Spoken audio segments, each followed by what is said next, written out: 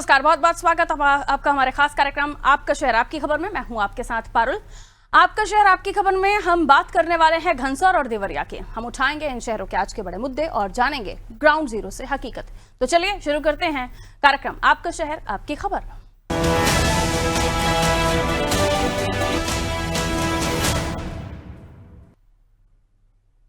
सबसे पहले हम बात करने वाले हैं एमपी के सिवनी की, जहां 17 साल पहले बहा पुल आज तक नहीं बन सका।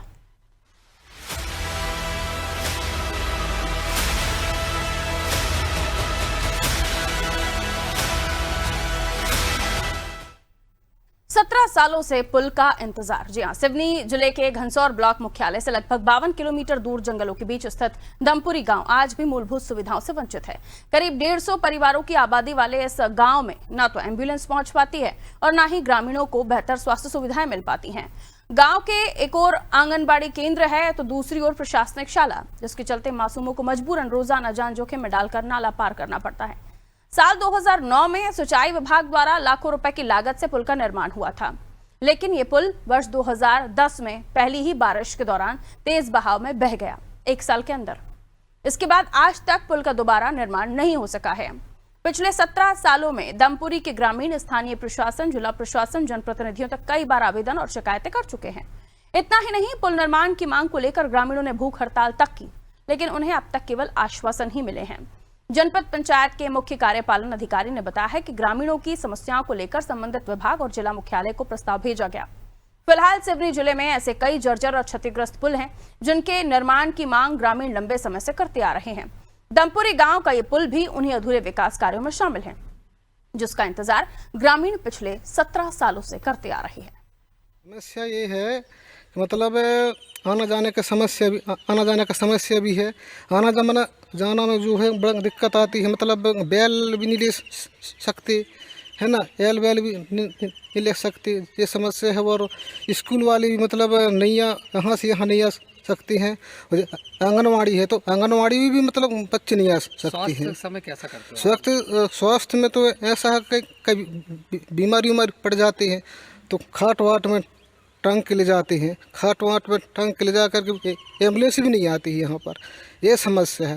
और ये समस्या ये भी है, मतलब बैल मौका में नकाते ले जाते हैं तो मतलब बह भी जाती है। घनसौर में जो दमपुरी ग्राम है उसका एक पुल वर्ष 2009 में टूट गया था।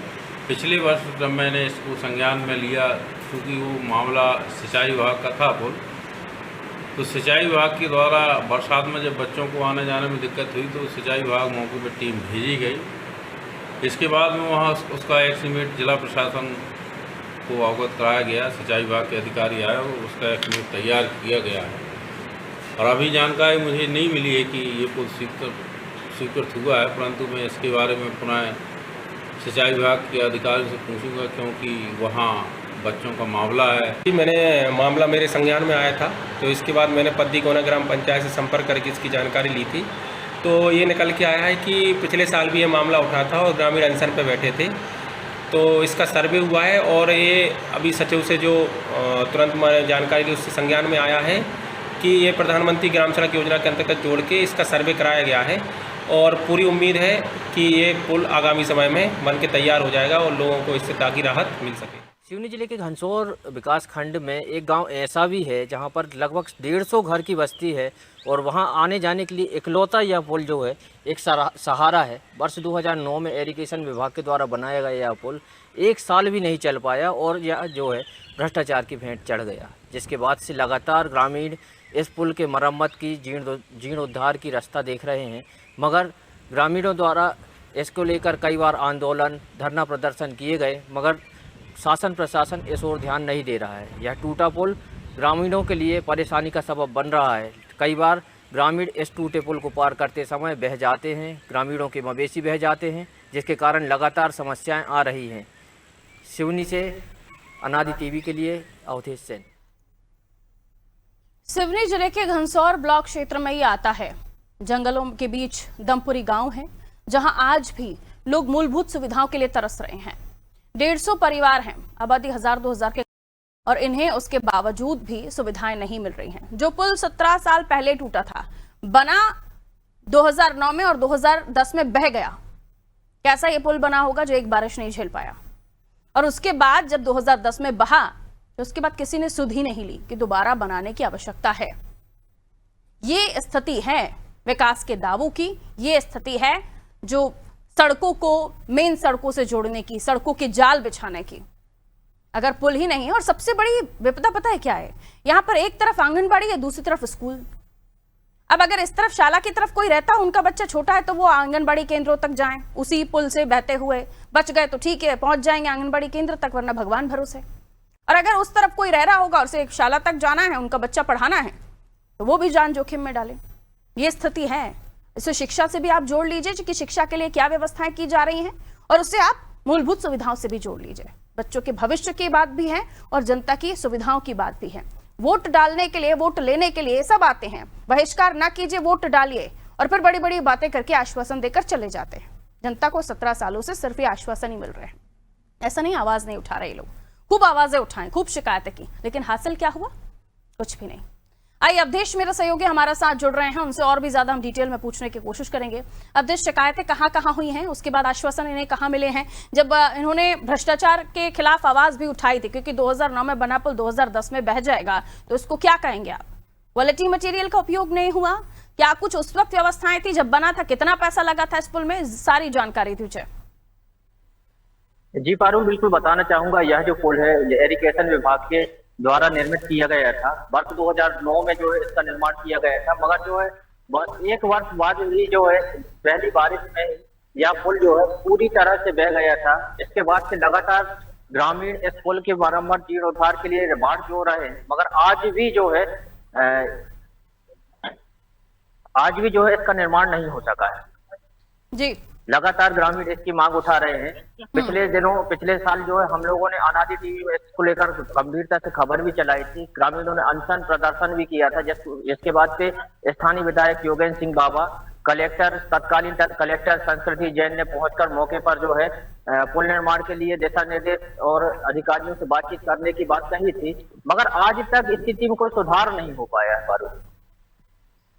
स्थितियों में सुधार कहां से होगा? क्योंकि आबादी वोट बैंक का मामला होता है ना अवधेश। अगर जितना ज्यादा यहाँ वोट बैंक होता, ज्यादा लोग प्रभावित हो रहे होते, ज्यादा वोट बैंक प्रभावित होता हो रहा, तो रात की नींदें खराब हो जाती नेताओं की कि आखिर उस जनता को कैसे सुविधा दी जाए। वरना फिर जब वोटिंग मशीन पे बटन दबाने जाती है तो उनको चलता कर देती है। यही वजह है। लेकिन मसला यह है कि फिर वादे क्यों किए जाते हैं, दावे क्यों किए जाते हैं? आज आश्वासन आप देकर चले गए, उसके बावजूद भी कोई ऐसा कदम उठाते हुए नहीं दिखाई दिया। अधिकारियों से अगर आपने पूछा हो तो उस पर कोई काम होना शुरू हुआ है? जब आश्वासन देकर गए तो घर पर जाकर सो गए या फिर दफ्तर में जाकर कुछ काम भी किया? जी अवधेश। जी पारुल जी, बिल्कुल बताना चाहूंगा। इन्हीं सोए हुए प्रशासन की नींद जगाने के लिए पुनः आज एक बार फिर से अनादि टीवी मौके पर गया, और उसके बाद से जो है प्रशासन को कुंभकर्णी नींद से जगाने का प्रयास कर रहा है। लगातार जो है हमारी अधिकारियों से बात हो रही है। एडीएम घनसौर द्वारा यह हमें आश्वस्त किया गया है कि वे सिंचाई विभाग के अधिकारियों से इस विषय पर फिर से चर्चा करेंगे। पुल निर्माण को लेकर कहां से रास्ता प्रशस्त हो सकता है, उसको लेकर जो है वो अधिकारियों से बात करेंगे। पिछला पुल बहा दिया, अब 17 साल से पुल बनाने की नियत ही नहीं दिख रही है। आम जनता परेशान है, और ऐसे में किसी की जान चली जाती है, उसकी जिम्मेदारी भी इन लोगों की होगी जो बेबस कर रहे हैं, मजबूर कर रहे हैं इन्हें जान जोखिम में डालने के लिए, क्योंकि इनके पास और कोई चारा भी नहीं है ना। बहुत शुक्रिया अवधेश जानकारी के लिए। चारा बिल्कुल नहीं है। एक तरफ शाला, दूसरी तरफ आंगनबाड़ी केंद्र। अगर आपको आंगनबाड़ी केंद्र की सुविधाएं लेनी है, सरकारी योजनाओं का फायदा लेना है, कई सारी योजना है ना बच्चियों के लिए भी, तो आपको आंगनबाड़ी केंद्र जाना पड़ेगा। और अगर बच्चों को पढ़ाना है तो शाला यानी स्कूल तक जाना पड़ेगा। मजबूरी में जान जोखिम में डालकर ये ग्रामीण इस बहते पानी में, कभी कभी बारिश के समय पर तो और भी विपदा आन पड़ती है, लेकिन क्या करें, मजबूरी है इनकी, जाना पड़ता है। या तो फिर घर बैठाइए अपने बच्चों को, आप खुद घर बैठ जाइए, लेकिन ऐसा नहीं होता ना। ग्रामीण अंचल है, पापी पेट का सवाल है, काम के लिए निकलते ही होंगे, जाते ही होंगे। तो ये स्थिति है विकास के दावों की और निर्माण कार्यों की, जो एक साल नहीं टिकते। पुल बनते हैं, दूसरी बारिश में बह जाते हैं।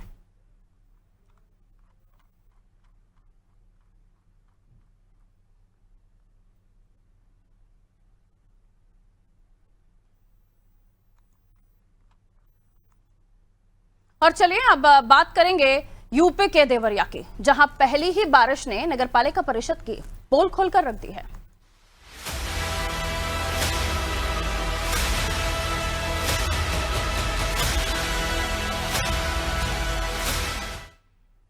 देवरिया में मानसून की पहली तेज बारिश का हुई नगरपालिका परिषद की तैयारियों की हकीकत सामने आ गई। कुछ घंटे की झमाझम बारिश से जहां लोगों को भीषण गर्मी से राहत तो मिली, वहीं शहर के कई इलाके जलमग्न हो गए। बस स्टेशन चले जाइए, डूडा कार्यालय चले जाइए, पूर्वा चौराहा समेत कई जगहों पर पानी ऐसा भरा कि लोग देखते ही रह गए। इतनी तो बारिश भी नहीं हुई थी। सबसे चिंताजनक स्थिति पता है क्या है कि कलेक्ट्रेट परिसर की जहां जगह जगह जल भरा होने लगा। अब कलेक्टर परिसर जो है वहां पर भी पानी पानी था। अधिकारियों के कार्यालय तक पानी पहुंच गया। फरियाद लेकर आने वाले लोगों को भी पानी के बीच से होकर गुजरना पड़ा। ये तस्वीरें आप देखिए। तेज बारिश के बाद शहर की सड़कें और नाली बाहर आ गया। कई इलाकों में जल निकासी व्यवस्था पूरी तरह फेल नजर आ रही है। पानी कहां से जाएगा बहकर, नालियां, इन सब का कोई अता पता नहीं।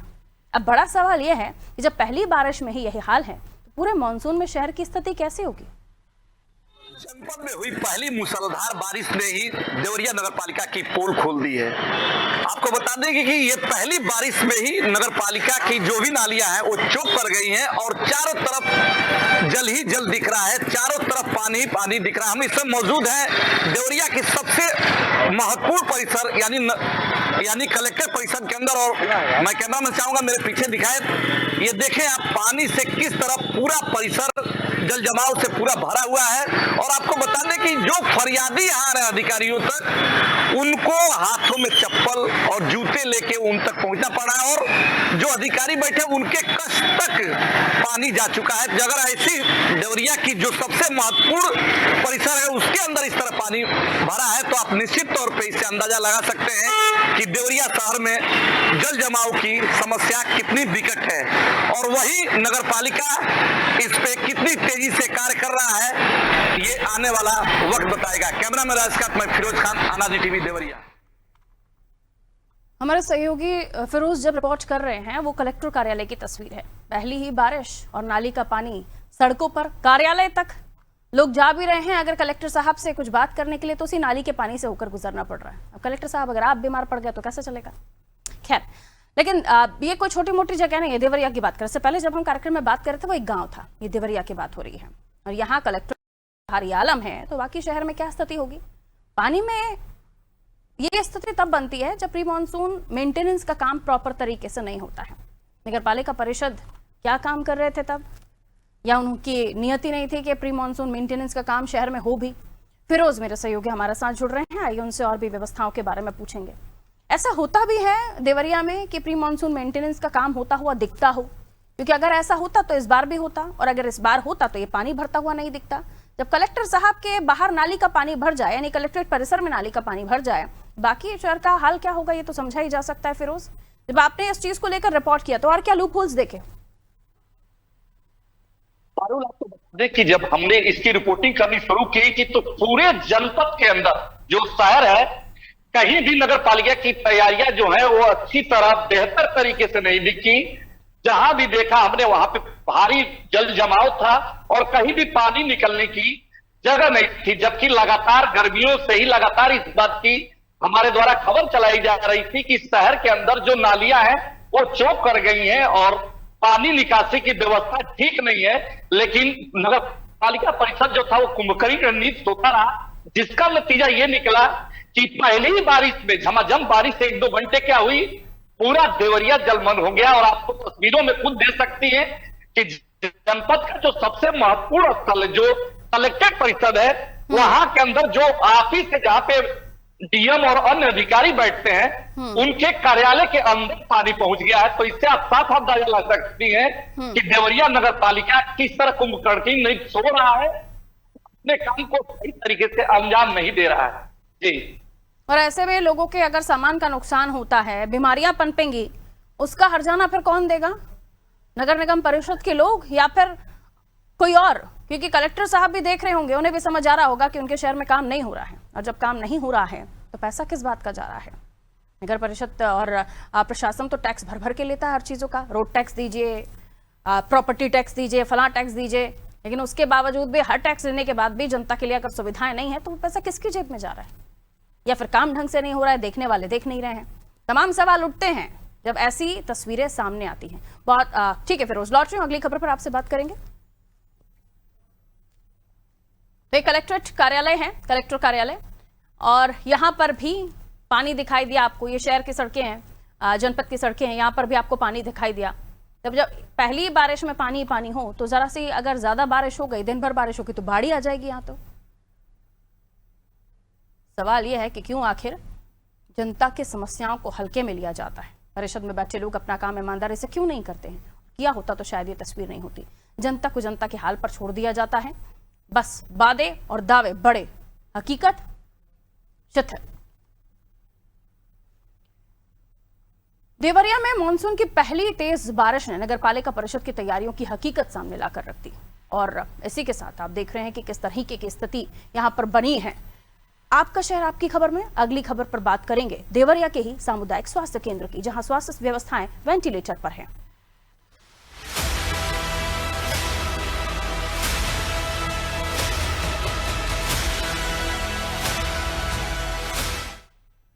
डॉक्टर गायब, मरीज परेशान। देवरिया जनपद के सामुदायिक स्वास्थ्य केंद्र बतरौली की तस्वीर स्वास्थ्य विभाग के दावों की पोल खोल रही है।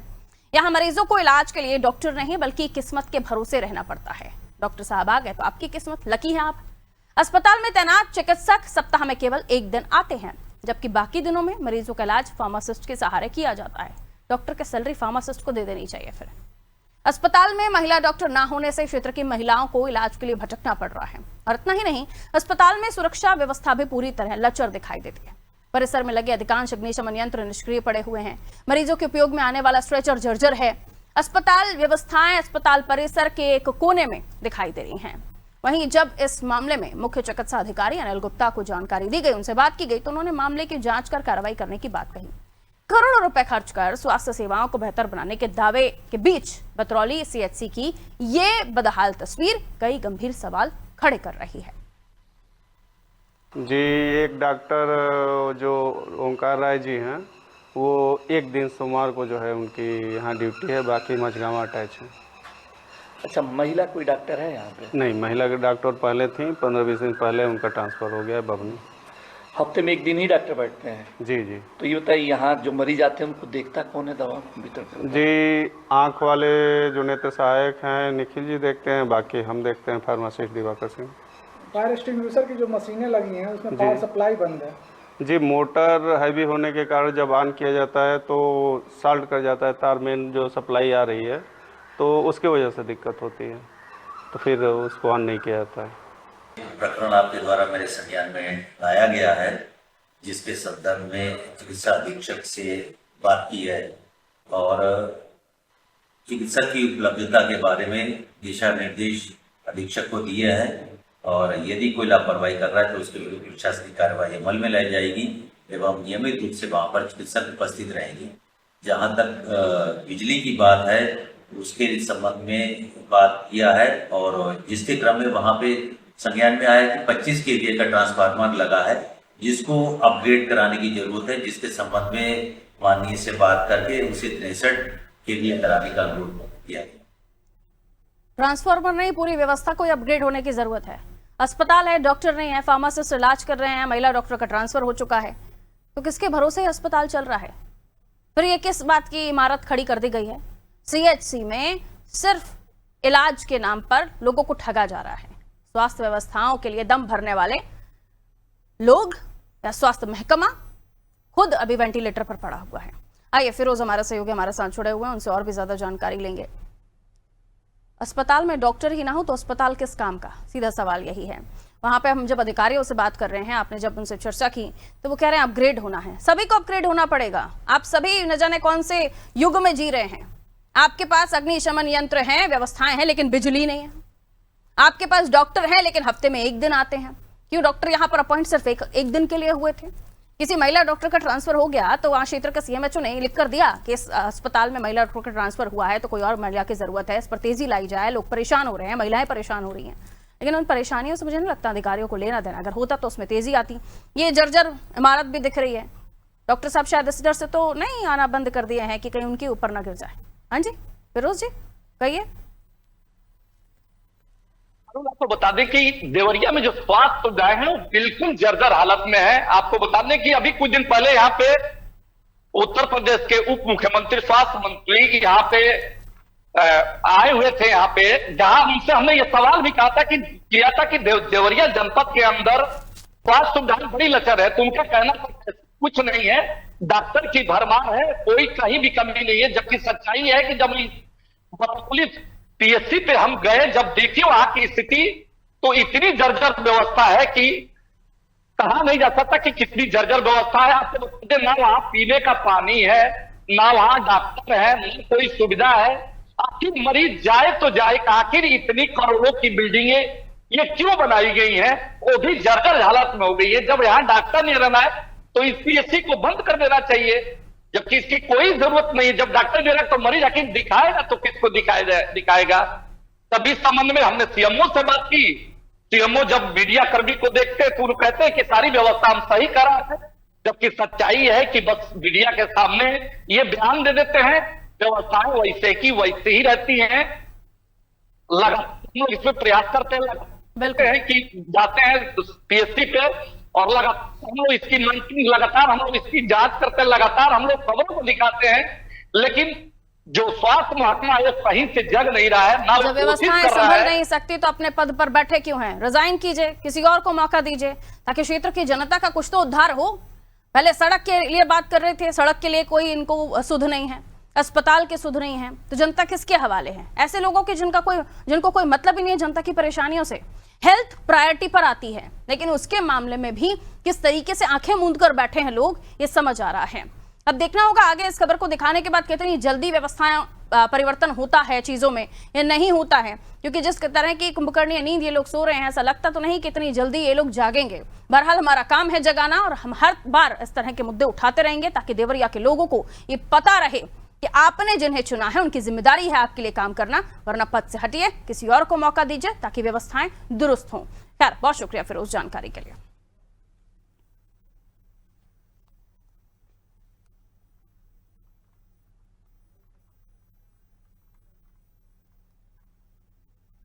और इसी के साथ आपका शहर आपकी खबरों में इतना ही, और खबरों के लिए आप देखते रहिए अनादि टीवी। नमस्कार।